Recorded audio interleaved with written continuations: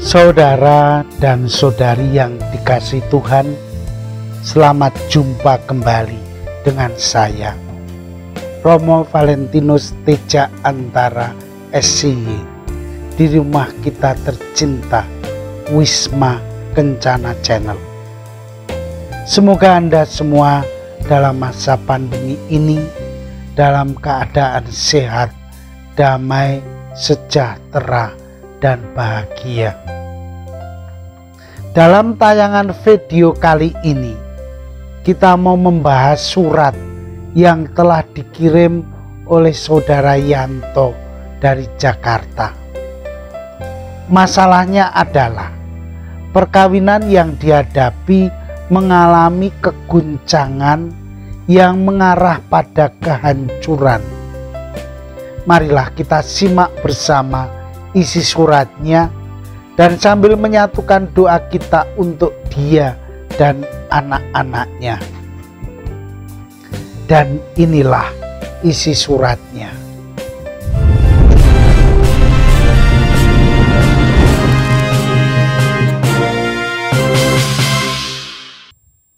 Romo Tejo yang terkasih, saya adalah seorang kepala keluarga dari 3 anak saya yang sudah menginjak dewasa.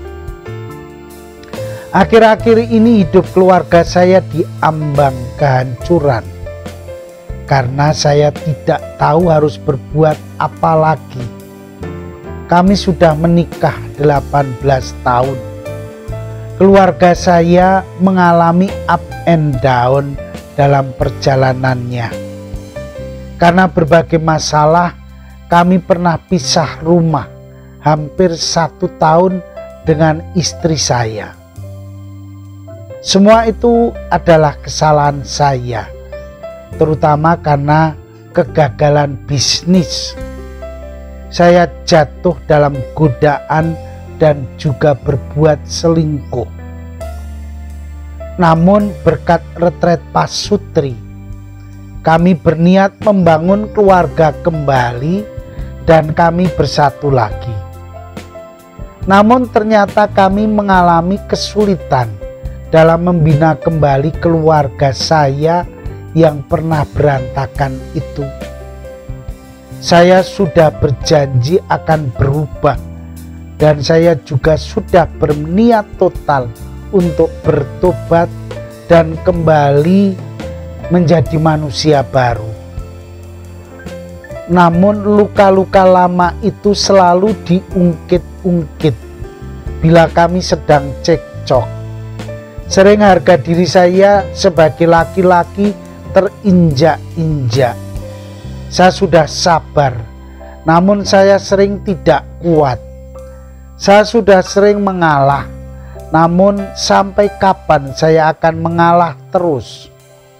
Usaha saya sudah mulai bangkit lagi. Namun betapa saya sering harus menahan diri ketika saya dihina dan diremehkan oleh saudara-saudaranya yang kaya dan sukses itu.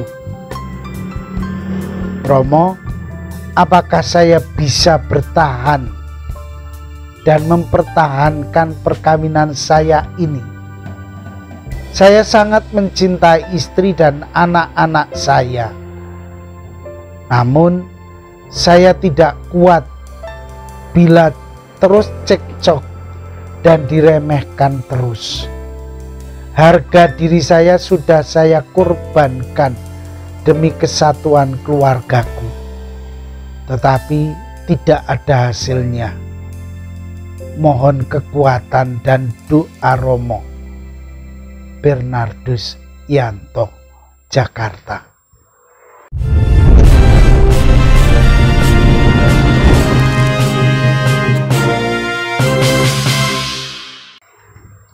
Saudara dan saudari yang dikasihi Tuhan dan Mas Yanto yang terkasih, terima kasih atas emailmu dan sharingmu dalam konsultasi ini. Saya bisa memahami dan mengerti perasaanmu Karena itu kita pernah bertemu dalam retret. Semakin tua, semakin manis itu. Niatmu untuk kembali mempersatukan keluargamu yang sudah pecah sekian lama sudah merupakan berkat yang luar biasa dari Allah. Memang usaha itu tidak mudah, penuh tantangan serta perjuangan untuk membangun kembali yang sudah runtuh dan hancur. Untuk itu dibutuhkan niat dan kekuatan yang super ekstra. Namun itu bukan berarti tidak mungkin. Yakinlah, pasti bisa. Hanya membutuhkan kesabaran, kerendahan hati, dan pengampunan yang lebih dalam prosesnya. Menurut hemat saya, kekuatan batin yang dibutuhkan. Hal yang harus disadari di awal proses ini adalah kembalikan masalah perkawinan Anda pada Allah yang telah mempersatukan Anda berdua menjadi satu daging dalam sakramen perkawinan. Ini adalah inti dari sumber kekuatan setiap perkawinan Katolik.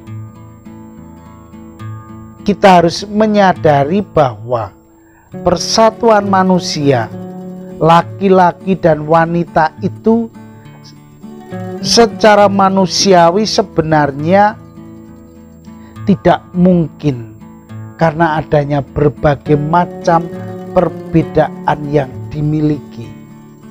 Persatuan laki-laki dan perempuan menjadi satu daging hanya mungkin karena Allah sendiri yang mempersatukan. Bahkan Tuhan merestui dan memberkati dengan kelimpahan rahmat-Nya. Dikala Anda mengalami konflik yang akhirnya membawa pada keretakan dan bahkan ambang kehancuran karena berbagai macam alasan dan perbedaan, janganlah sekali-kali mengandalkan kekuatan dirimu sendiri. Yang harus Anda andalkan adalah kekuatan Allah yang menyatukan. Jangan pernah berusaha sendiri mengatasi masalah Anda, tetapi libatkanlah Allah. Doa dalam iman dan kepasrahan akan menyelamatkan persatuan perkawinanmu. Segala usaha manusiawi harus disertai dengan kekuatan Allah sendiri. Saudara terkasih, selain Allah sumber kekuatan, ingatlah selalu janji perkawinan Anda. Janji itu mempunyai kuasa dan makna, bukan sekedar janji kosong tanpa arti. Di dalam janji itulah inti dari komitmen menjadi suami istri terucapkan dan menuntut perwujudannya. Ingatlah janji setia sehidup semati Anda. Anda tidak berjanji dengan istrimu hanya waktu untung, sehat, dan suka, tetapi juga dalam saat malang, sakit, dan menderita. Dalam segala kondisi dan situasi tanpa syarat. Konsekuensinya sangat berat dan merupakan tanggung jawab bersama. Taruhannya bukan hanya manusia, tetapi hidup di hadapan Allah, gereja, dan Kristus sendiri. Ini tidak hanya menyangkut duniawi belaka, tetapi meliputi surga dan neraka. Janganlah biarkan pikiran Anda membuat dan menerima alasan apa saja untuk bisa memisahkan istrimu, apalagi menceraikan dengan cara apapun. Jadikanlah janji perkawinan ini sumber kekuatan batin terus-menerus. Bila Anda merasa tidak tahan dan tidak kuat, ulangi janji perkawinanmu itu. Timbalah kekuatan supranatural dari rahmat Allah sendiri. Jadikanlah perkawinan ini kidung pujian di bibir dan hatimu setiap kali Anda dihina, diremehkan, dan dilecehkan. Tuhan akan mendengarkan doa orang yang benar. Yakinilah ini. Akhirnya dua hal ini biar menjadi sempurna, yakni ketika Anda menambahkannya dengan sikap kesabaran, kerendahan hati, dan pengampunan. Ini obat satu-satunya dalam memperbaiki relasi. Jangan membiarkan dirimu dikuasai kesombongan dan kekerasan hati. Janganlah menampakkan harga dirimu begitu tinggi. Di mata Allah manusia itu sama saja. Pemazmur mengatakan, kita ini hanyalah setitik debu di pinggir timba. Apalah artinya hidup ini bila Allah tidak mencintai kita? Bukankah dikatakan siapa yang meninggikan diri di hadapan Allah akan direndahkan, dan barang siapa direndahkan akan ditinggikan. Baiklah kita hidup dalam norma Allah dan bukan norma manusia. Lihatlah dan pandanglah serta renungkanlah istri Anda sebagai tulang rusuk hidupmu sendiri. Dia bukan orang lain, tetapi menjadi bagian dari tubuh Anda sendiri. Sakit dan dosanya istri Anda adalah juga sakit dan dosanya Anda sendiri. Salah satu tugas suami adalah penyucian istri dan keluarga. Justru di saat keluarga dalam ambang kehancuran seperti ini, peran dan fungsi imamat seorang bapak, seorang suami dalam keluarga semakin dituntut. Sadarilah bahwa perkawinan Anda itu bukan hanya aspek sosial belaka. Gereja memberi martabat yang sangat luar biasa, yakni sakramen, tanda dan sarana keselamatan. Lewat perkawinan inilah Anda menjadi utusan Allah dalam penciptaan. Ingatlah pepatah yang mengatakan, badai pasti berlalu. Lihatlah permasalahan keluargamu sebagai badai yang sedang melanda diri Anda. Bila Anda yakin semua akan berlalu, sampai kapan batas kesabaran Anda? Sampai Tuhan membuat keluargamu kembali baik dan badai itu berlalu. Semuanya itu hanyalah sebatas keyakinan dan ketekunan doa Anda. Kiranya sudah terlalu panjang dan teoritis Romo menjawab masalah Anda. Semua ini menjadi berbicara dan hidup bila Anda sendiri mewujudkan dalam sikap dan tindakan Anda. Kudoakan semoga Anda ditambah kesabaran dan kerendahan hati sehingga mampu menemukan kehendak Allah dalam kemelut keluarga ini.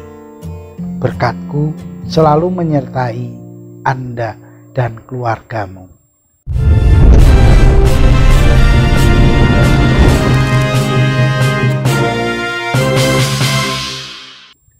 Saudara dan saudari yang dikasihi Tuhan,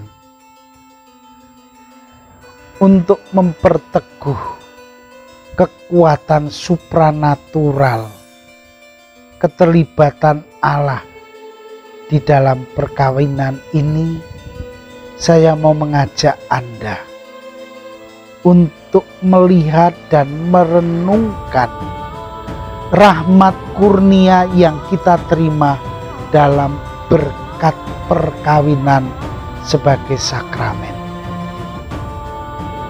Konsili Vatikan II menyatakan bahwa cinta suami istri dengan segala dimensinya dilimpahi anugerah-anugerah yang mengalir dari sumber cinta kasih ilahi dan dibangun oleh Kristus menurut teladan persatuan cinta kasihnya dengan gereja. Gaudium et Spes 48. Hal ini berarti bahwa perkawinan itu membawa dalam dirinya berkat sakramen. Kita sebut dalam Ulangan, kita akan menyebutnya kembali rahmat sakramen itu. Yang pertama, suami istri menerima rahmat istimewa yang membuat mereka lebih mampu menjadi suci. Yang kedua, dimampukan mendidik anak-anak secara Katolik. Yang ketiga, karakter kesatuan, unitas, dan tak terputuskan indissolubilitas ikatan perkawinan mereka diperteguh. Yang keempat, memberi kekuatan untuk memanggul salibnya dan mengikutinya dalam suka duka, untung malang, sehat dan sakit. Yang kelima, membangun lagi setelah jatuh dan saling mengampuni, menanggung beban untuk merendahkan diri seorang kepada yang lain dalam takut akan Kristus. Yang keenam, memampukan untuk saling mengasihi dalam cinta yang mesra, subur dan adikodrati. Membuat keluarga bahagia, sejahtera dan bersatu. Jujur saya katakan bahwa banyak di antara kita yang tidak tahu karunia rahmat sakramen perkawinan ini. Inilah yang harus diingat. Setiap kali terjadi konflik membahayakan kesatuan perkawinan, ingatlah salah satu dari rahmat ini dan mohonlah kepada Tuhan dalam doa keluarga Anda. Yakinlah sabda Tuhan, dan mintalah kamu akan diberi, carilah kamu akan mendapat, dan ketuklah pintu akan dibukakan. Inilah yang saya sering sebut sebagai kekuatan batin perkawinan, aspek spiritualitas yang melekat pada jiwa orang yang beriman. Akhirnya, terima kasih atas perhatian Anda dan terimalah salam kasih saya. Vivat Cor Jesu per Cor Mariae. Hiduplah hati Kristus Yesus melalui hati Bunda Maria. Amin.